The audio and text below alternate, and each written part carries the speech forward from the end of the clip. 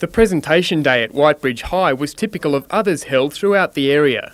Awards were presented to the school's most outstanding Year 12 students, and the principal offered these words of encouragement.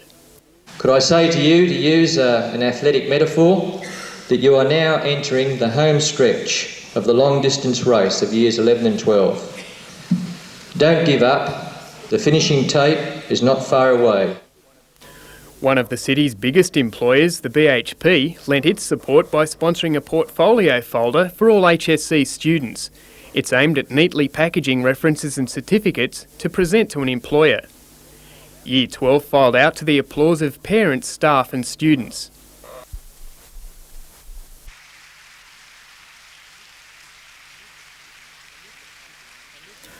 Amid the passing out parade was Russell Campbell. A cliff fall 2 years ago injured his spine.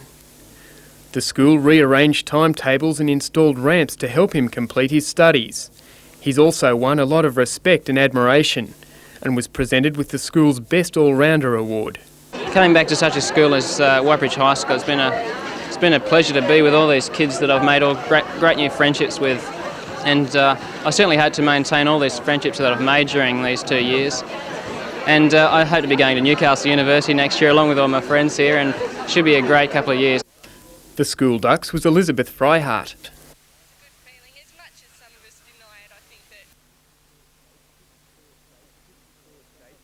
The state's 54,000 Year 12 students start their HSC exams in just over a week, and while study is the main priority, these students took time out to reflect on their 13 years of school life and to farewell friends. It's a good feeling. As much as some of us deny it, I think that we'll miss our years at school. They're the best years of our lives, definitely.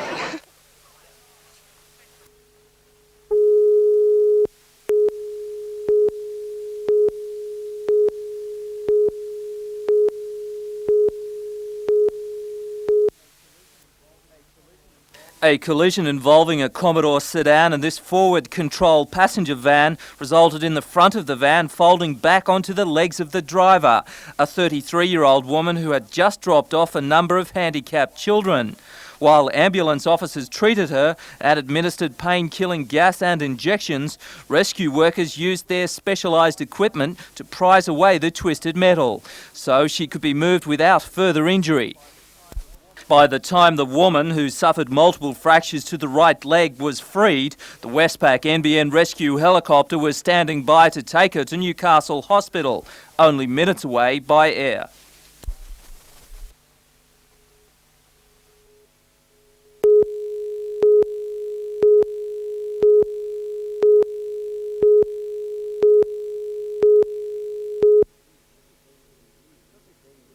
Dr Dean Vindini makes his living curing back problems, but he's willing to volunteer his services free of charge to the people who can't afford it but often need it the most.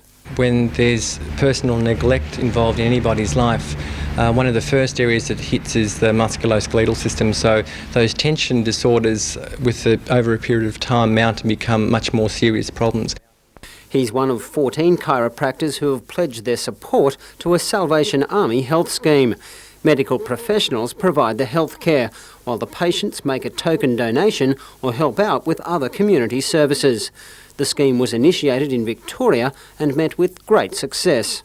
Because of the spirit and generosity of some of those people in Victoria, that's attracted to the whole scheme has attracted the work of dermatologists, podiatrists, a naturopath, a whole group of different professionals now offer their services, so it's a very positive thing. The Newcastle program will be the state's first, and the early signs are promising. Well, this is a very exciting aspect of the whole thing. The chiropractors have generated this interest, and other professions such as skin specialists and we have optometrists, dental area, other areas like that, where we know that there will be available assistance for people who will phone us on our Salvo Care line. Bruce Mackenzie, NBN News.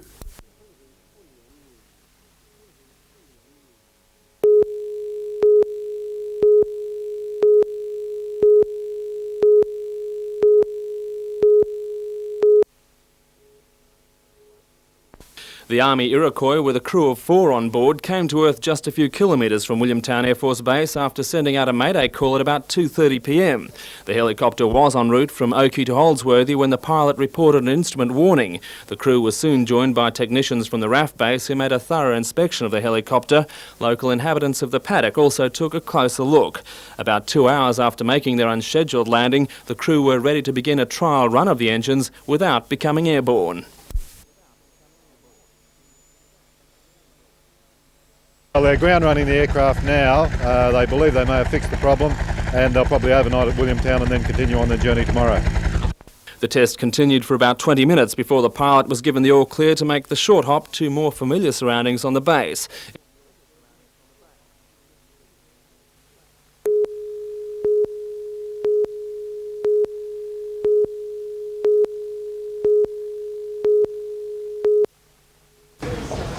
Noel Francis arrived at court with driving credentials few could match. Just one small speeding fine in 48 years on the road. But Francis lost all that last month when 50 passengers on his Sunliner coach mutinied near Port Macquarie because the Queenslander other drivers called father was drunk at the wheel. Breath tested at .15, Francis told police he'd spent nearly 6 hours drinking and playing the pokies at Port Macquarie RSL. In 1989, Francis was hailed a hero when he helped get passengers clear from a shocking head-on crash involving his coach and a car. Although 3 people in the car literally died at his feet, Francis was never given professional counselling and was back at work within days. But according to his wife, Francis could never forget, and it all flooded back with the Mount Tambourine bus crash late last month. Oh, he was ashen white. He was just white. And he just came up and he said, there's been another bloody accident. He says, 11 killed. The Port Macquarie incident was just 3 days later, and Francis's lawyer, Kelvin Curry, asked the magistrate to be lenient. My client has already suffered. He's now virtually a broken man, and he has no chance of getting back on the road. It was a powerful argument accepted by the court. Francis, who's now unemployed, was fined $1,000 and disqualified from driving for the next 2 years. So you name it, I felt it. Shame, sad, disgraced. Ruined the rest of my life, more or less.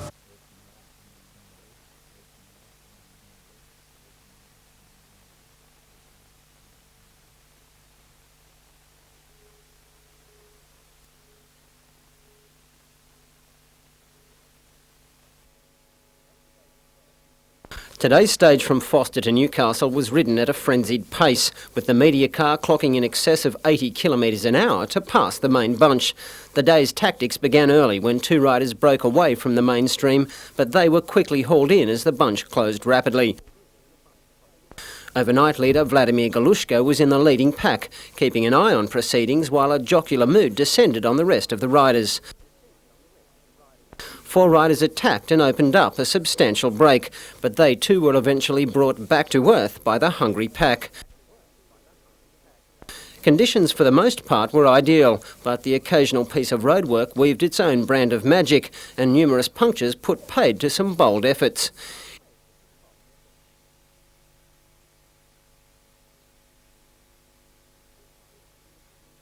Hill climbs are an ingredient of the classic that test the best, and today it was Manfred Otto who blitzed his rivals to win both mountain climbs from Igor Bentinko. Then came the attack by 3 riders that was to prove a winner. Andrei Mikowski, Igor Bentinko and Australia's Grant Rice took off and were never headed. Rice was throwing down the gauntlet, trying to become the first Aussie to win a stage of this year's classic. With the pack 20 seconds behind, the 3 riders engaged in a do-or-die struggle to the finish.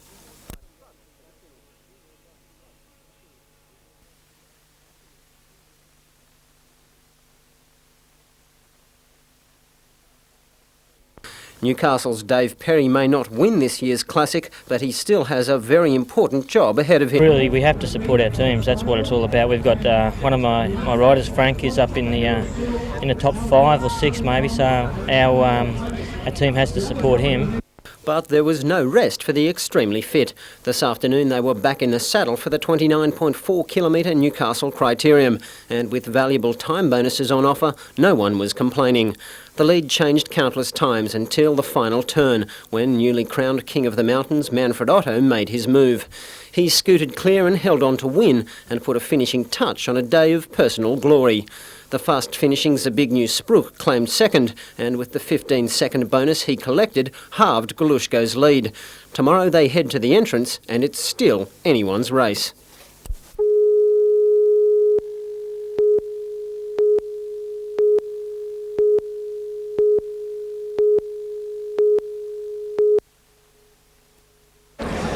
He's well known right throughout Australia, and we're very pleased that John is joining us, and we hope that John will do a great job in promoting the Newcastle Jockey Club into the next century. NBN's Gary Harley endorsed the appointment. John's no stranger to Newcastle. He attends all our major carnivals here, and he's a man who knows racing through and through. Right now.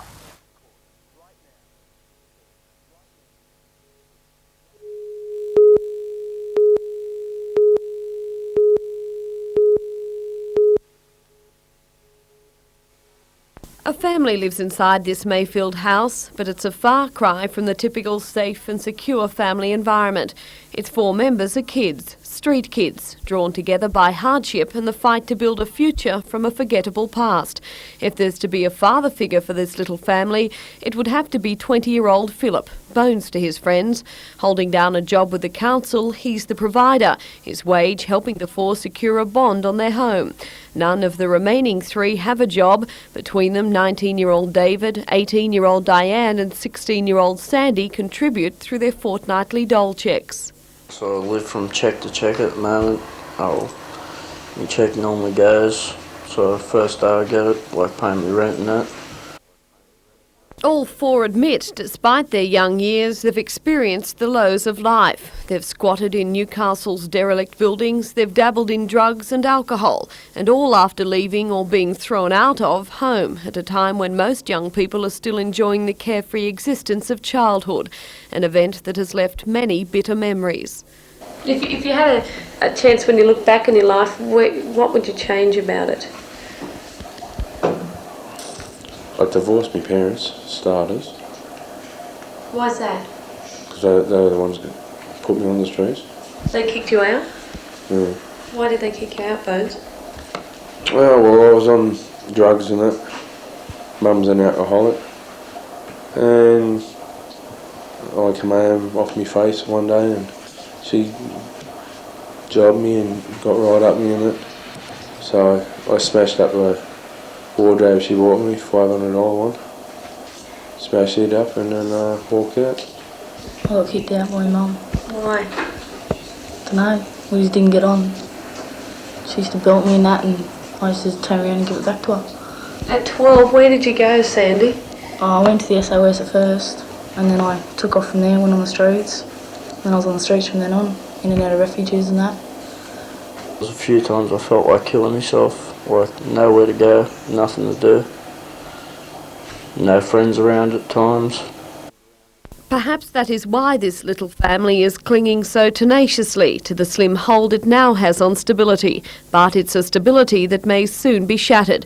They've been served an eviction notice from their present house, and despite several attempts have so far failed to find a new home. But so determined are they to stay together that they've declared they'll go back on the streets again if they have to. But this time, Diane sadly predicts they'll have plenty of company. You always see different faces, different kids, they're getting younger, and they're just everywhere. What are they doing with themselves, Diane? I mean, you've got a house here, but what are those other young kids doing? I don't really know. They're probably either staying in the squats or they're staying at the sauce. It all really depends on what they are. And as the street kids rank swell, so too does their cynicism towards a government and a welfare system they believe doesn't even care if they live or die. You got the city mission full of old winos and derelicts. And, they got the lunch on there during the day, but that's about it. How do you feel when you're reminded of Bob Hawke's words that no children will be living in poverty by 1990. What does that make you feel when you think that he said that, Dave? I think they already are. It's bullshit. Because they already are living in poverty. It's just getting worse all the time. There's more of them getting out on the streets. And it doesn't seem like anyone really wants to help them. Meanwhile, on the other side of the city, there's another group of young people who are just as critical of the government's role in providing for our youth, though their backgrounds are vastly different. Ben, Cherie and Sally are university students. Between them, they've amassed 11 years of study. Cherie and Sally are in their final year. Ben has still one more to go. But despite their dedication and their efforts, they're really not much better off than the four we spoke to earlier. All three rely on the government's Oz Study program. They receive an average of about $90 a week each to pay rent, food and general living and study expenses. It's just not enough money to live on anymore. Like, sure, it was 5 years ago. I remember when I first started university, I had enough money, but now I don't. I just don't have enough money to live on. We just survive. We survive. I don't think we complain too much, but we try and cope. But it is affecting students' studies. They're worrying late at night about money. Where am I going to get the next dollar from another day? I mean, my flatmate and I, we painted a house 2 weeks ago. We've got exams coming up in 3 weeks.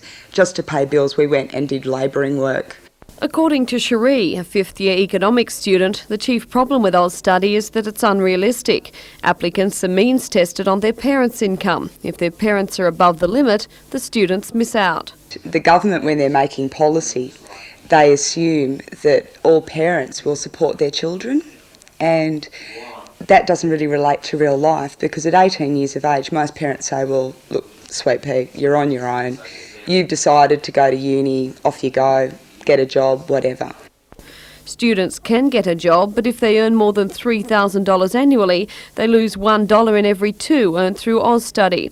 As a result, they lose incentive to work, and they also lose incentive to study.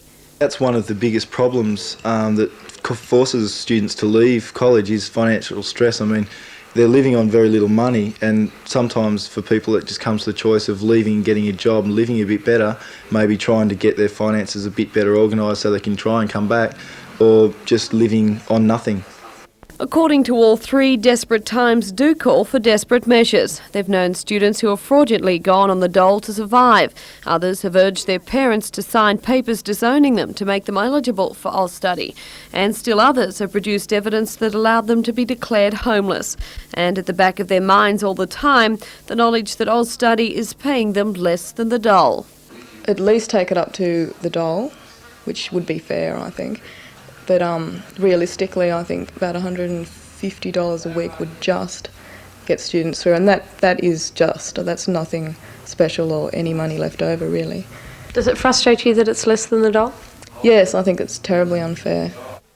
And when Sally talks about unfair, she doesn't just mean missing out on a few of life's little luxuries. Their sparsely furnished Newcastle East terrace is often without bread or milk, and meat is something these three haven't seen in a long time. We, live with lentils quite well. We're vegetarians. A lot of students are vegetarians. Not is that by choice? Yeah. Not necessarily. It's great and it's really good health-wise. But a lot of students, if they do buy meat, they can only afford sausages and really, really off mince. We live far below the poverty line. We are there. Students, people. We're trying to make a go of things. We are learning. We are studying. We are doing shit jobs. And we're getting treated like second-class citizens, like we're not productive units of the economy, and by God we'll contribute when we get out.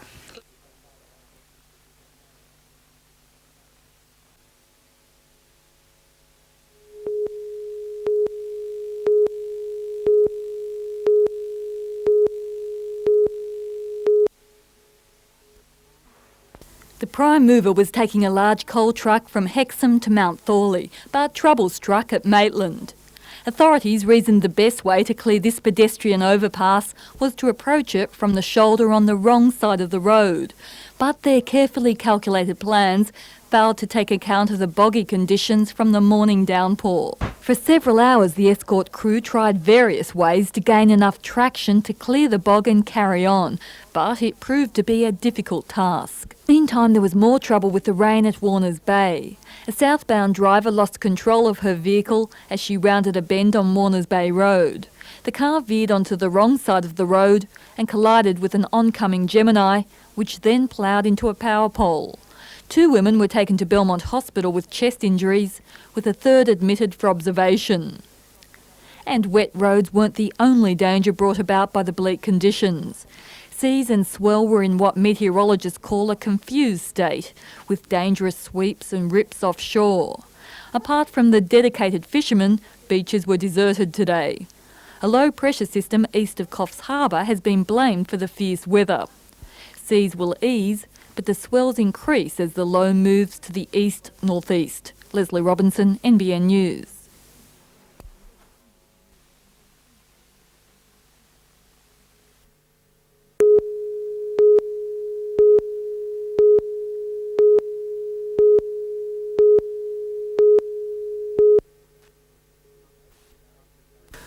After 3 days of gale force winds, a 4 to 6 metre swell is hitting home along the coast. Ships waiting to enter the harbour have up-anchored and headed out to sea away from the rough conditions. An inspection of the harbour mouth by the pilot vessel this afternoon confirmed the hazards. It's still dangerous, no inward traffic. Brian Cecil, the signal master at Nobby's, has been monitoring the wild conditions both in and out of the harbour, and he's seen the surfers pay the price for a wild ride. A bit of blood, a few cuts, nothing really serious. As many as 20 surfers huddle for a wave. The 1 to 2 metre walls break over a jagged bottom. Only a surfer can explain the attraction. Oh, there he goes, he just pulled in. Oh. You don't mind the risk of it? Nah, that's what makes it all worthwhile. If you can make one of those barrels, it's worth the risk. The harbour's fishing fleet is waiting out the weather, catching up on repairs. There hasn't been a boat moved out of this port for the last week. Conditions have been too bad, though. To them, the surfers are a strange breed. To each their own, I suppose. Conditions are just right for another group of fishermen. They're hauling in good catches along the Shortland Esplanade. We generally pick up a good feed of fish here. Very nice eating fish, blackfish. One bulk carrier was able to leave Newcastle this afternoon, but volunteer coastguards report dangerous conditions at Port Stephens and Swansea, with a gale warning in force from Seal Rocks to Sydney. Conditions are expected to ease by tomorrow.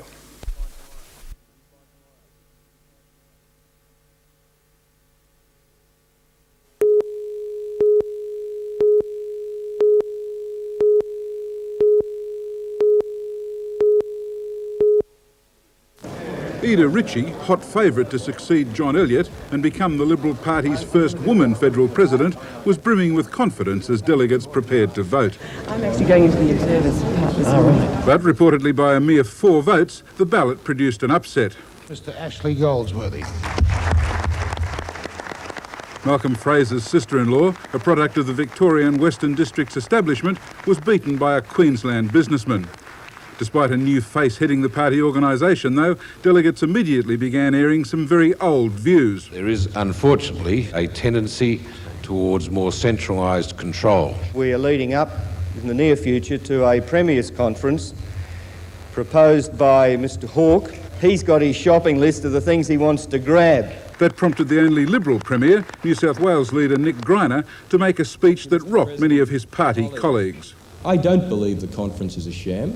I don't believe we do ourselves any credit at all in saying this is a sham, waste of time, simply a central grab for power. Too often, he said, Liberals were obsessed with the concept of states' rights. There was nothing wrong with trying to improve federal-state financial relations, reduce duplication and achieve microeconomic reform. I suspect the Prime Minister and maybe even the Treasurer are fair dinkum about change in some of these areas.